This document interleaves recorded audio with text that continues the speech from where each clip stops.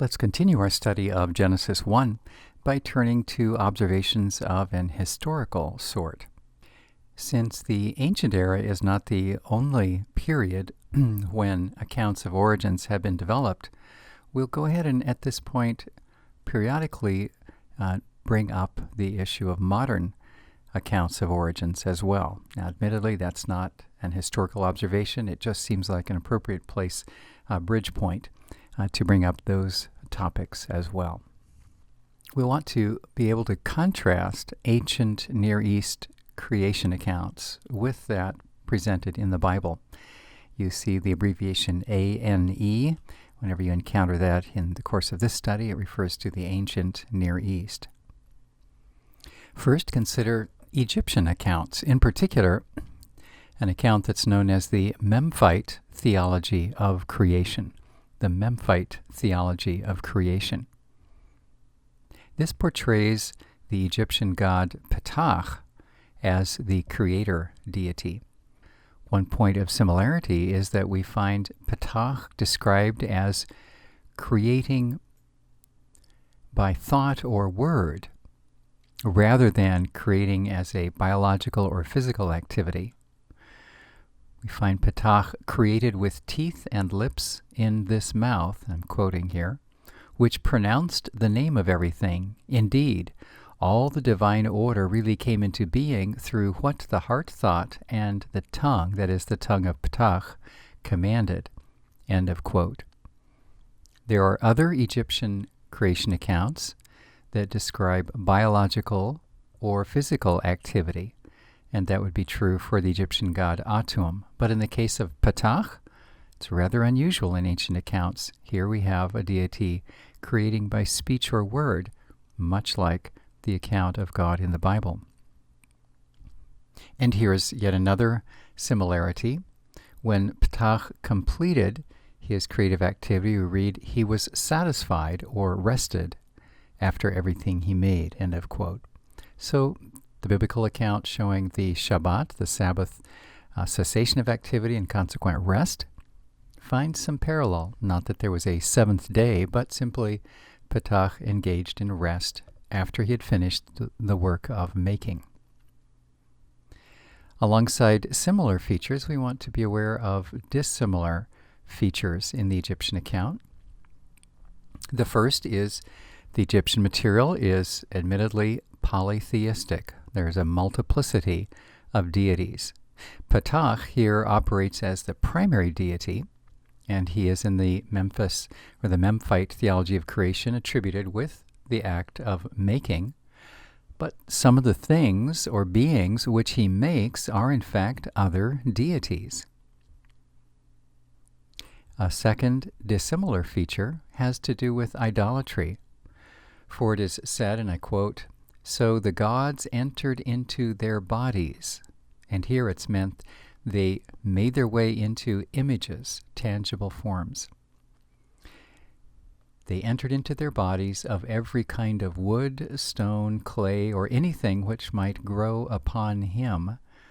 And here it's referring to upon Ptah, who himself comprised the rising land out of which these gods sprang. So once again, polytheism and idolatry, the deities entering into these shapes, inhabiting them. Incidentally, this is something to keep in mind when we understand the ancient Near East connotation of being made in God's image. Keep in mind, the ancient world understood an image as something which a deity moved into and inhabited. Next, let's consider the Enuma Elish, another ancient Near Eastern creation account. This one comes not from the region of Egypt, but from the Babylonian Empire. It is written in the Akkadian language. The name Enuma Elish means when on high, and it comprises the opening lines of this particular account. It describes a struggle between cosmic order and chaos.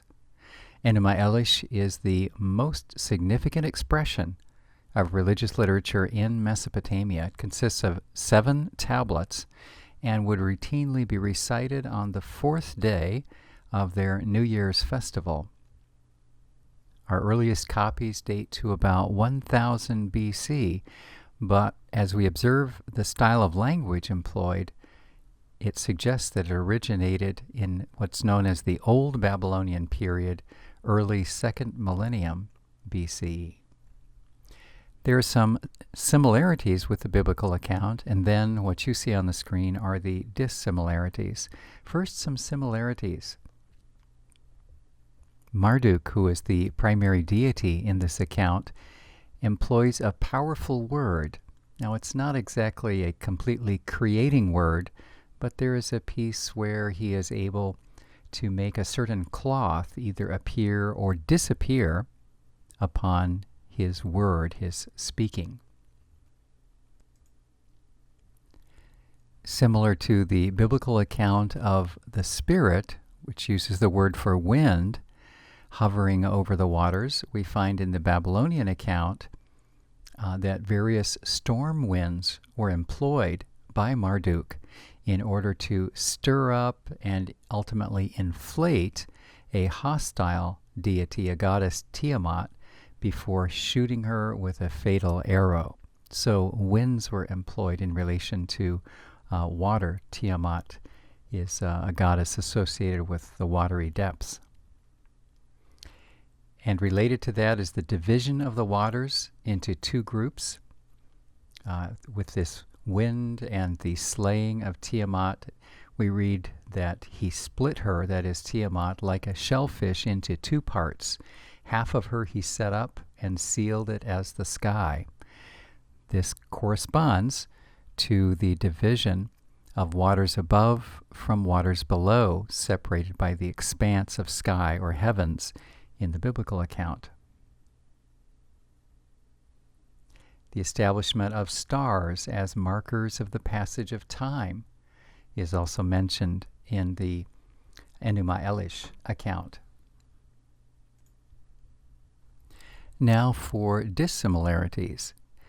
First one, which you see on the screen on the left, the Enuma Elish account is polytheistic.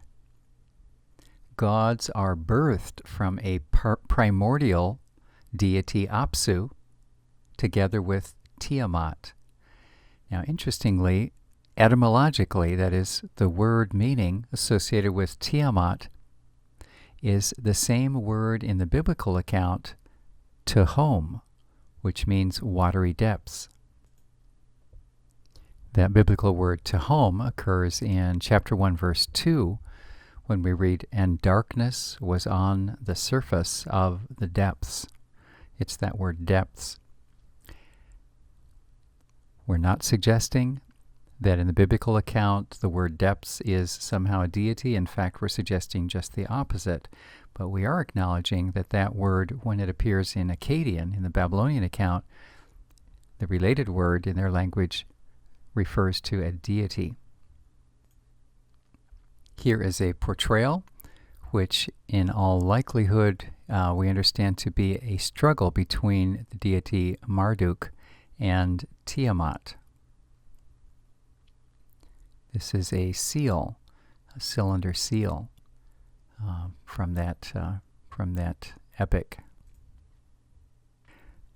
Other indications of the monotheism of the Hebrew account are the facts that while celestial objects are mentioned in the course of creation, they are plainly not divine. Take, for example, the mention of the sun and the moon. You may recall that the words sun and moon do not even appear as specific words in the Genesis 1 account. We know that they're being referred to when the mention is made that the greater light would rule over the day and the lesser light rule over the night. We know that's referring to sun and moon. The Hebrew language has words for sun, it's shemesh, and moon, it's the word yareach, but those words are not used. We suspect that the reason that the writer withheld those words was in order to not convey the notion that those celestial entities are in any way divine. Rather, they are subject to and created objects made out of the creative activity of the God of the Hebrew Bible. You might be interested to know that the Hebrew word for sun, shemesh, resembles the sound of a Babylonian god, Shamash, the sun god, Shemesh, Shamash. But the account in the Hebrew Bible does not even use the word for sun, Shemesh, as if to quietly say, this is not a polytheistic account. It's one God who made it all. Similarly, in the Hebrew account, there's a mention of sea creatures. We read in 1:21, so God created the great sea monsters and every living creature that moves of every kind with which the waters swarm, and every winged bird of every kind, and God saw that it is good. Surrounding cultures understood that there were terribly menacing sea creatures of a supernatural sort in the ocean. The Hebrew writer begs to differ with them in a very distinct way. He says, yes, there are some very large animals there, sea monsters, but they are not malevolent with a supernatural force. Rather, they are creatures that God has made. God rules supreme over them.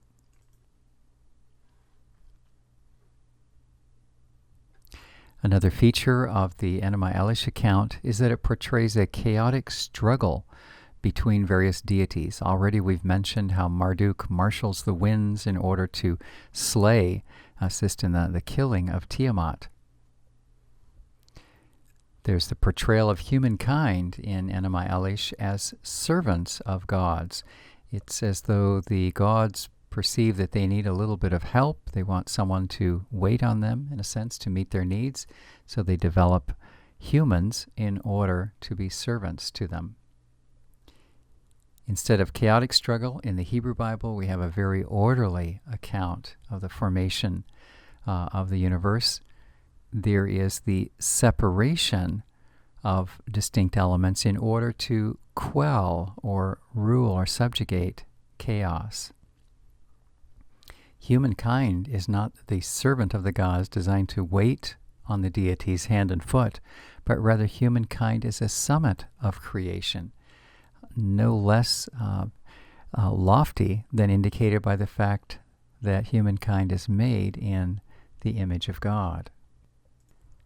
The Jewish commentary writer and theologian Umberto Cassuto has written a useful summary which I think you'll find valuable. He writes, the purpose of the Torah refers to the first 5 books of the Old Testament, the Hebrew Bible.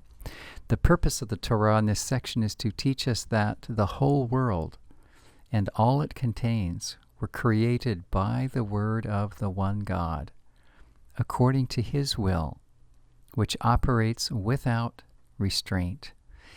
It is thus opposed to the concepts current among the peoples of the ancient East who were Israel's neighbors. And in some respects, it is also in conflict with certain ideas that had already found their way into the ranks of our people. Here the writer Cassuto, writing as a Jewish person. The language, however, is tranquil, undisturbed by polemic or dispute. The controversial note is heard indirectly, as it were, through the deliberate, quiet utterances of Scripture, which sets the opposing views at naught by silence or by subtle hint.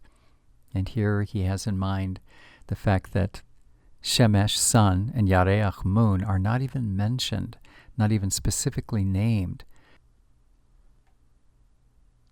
At this point, I'd like to bring into our discussion some comments and points of view that engage our modern culture. So, admittedly, we are stopping the process of historical observation from the text itself and rather using the notion of alternate accounts of origins as an occasion to bridge to other accounts of origins or concepts that are current in our own culture or in the modern times. Concerning evolution and its limitations, the Russian writer Tolstoy, in his book called A Confession, makes particular emphasis on particles and progress.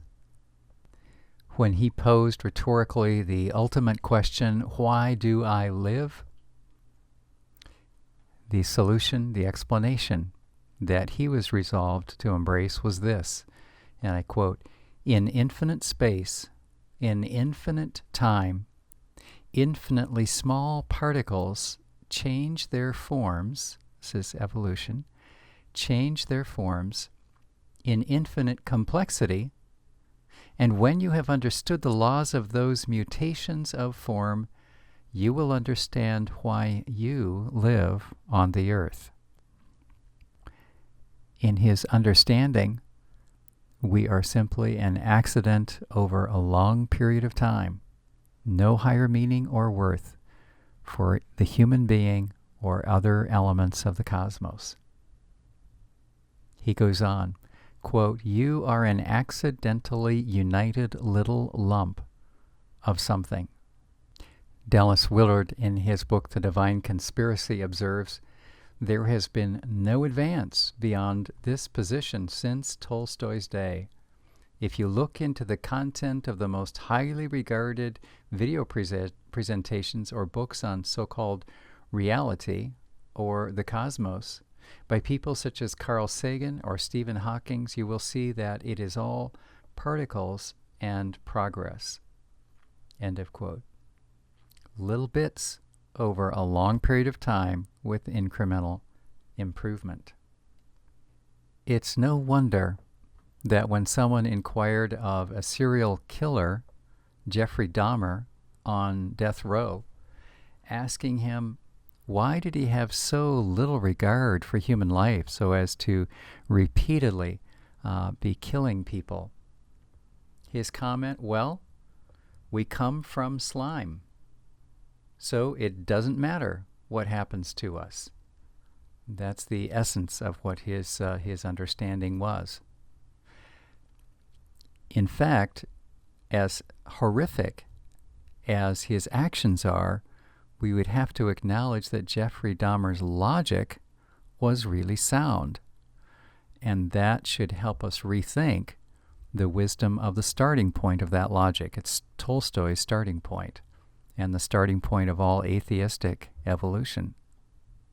A different voice comes from the scientist Hugh Ross from his book Creator and the Cosmos. In particular, he points out what's come to be known as the anthropic principle, which is the idea that the universe possesses narrowly defined characteristics that permit the possibility of a habitat for humans. Narrowly defined characteristics that permit the possibility of a habitat for humans. That's a quotation from his book. He has collected some 25 factors which, if they did not operate in a particularly narrowly defined zone, then human life would not be sustainable. Most of these are far beyond my ability to grasp, but let me just read a few so you get the gist of what these scientists are weighing and examining. How about the gravitational force constant? If the gravitational force constant were larger, then stars would, on average, would be too hot and would burn up too quickly and unevenly. But if that force were too small, then stars would remain so cool that nuclear fusion would never ignite, and no heavy element production would happen. I must admit, I don't lay awake at night worrying about that, but these people have looked into it and said things are tuned very nicely to allow certain physical processes to take place. How about the velocity of light? If light traveled faster than it currently does, stars would be too luminous. If light traveled slower than it does, they would not be luminous enough. And we need this medial range of luminosity in order to support life. How about the polarity of the water molecule? Or supernova eruptions? If they were too close, then radiation would exterminate life on our planet. If they were too far away, then certain other processes wouldn't activate. If there were too many supernova eruptions, then life would be exterminated. If there weren't enough supernova eruptions, then we would have other problems. So they list just a host, 25 here, of these features which are finely tuned to allow human life to exist. That's the anthropic principle.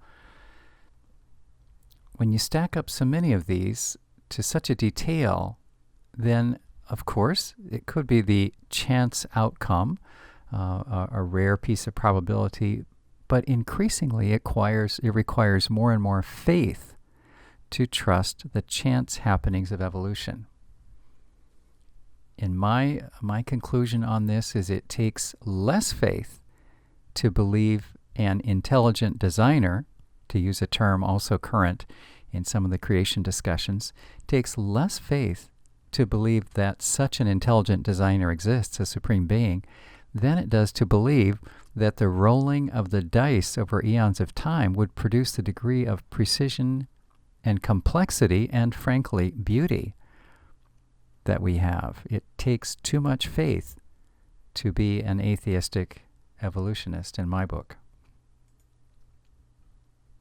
Philip Johnson, in an article called The Church of Darwin, which appeared in the Wall Street Journal some time back, has pointed out that a Chinese paleontologist has discovered that there was a point in time when, and here I quote, major animal groups appear abruptly in the rocks, and this is in China, over a relatively short period of time, rather than evolving gradually from a common ancestor, as Darwin's theory predicts.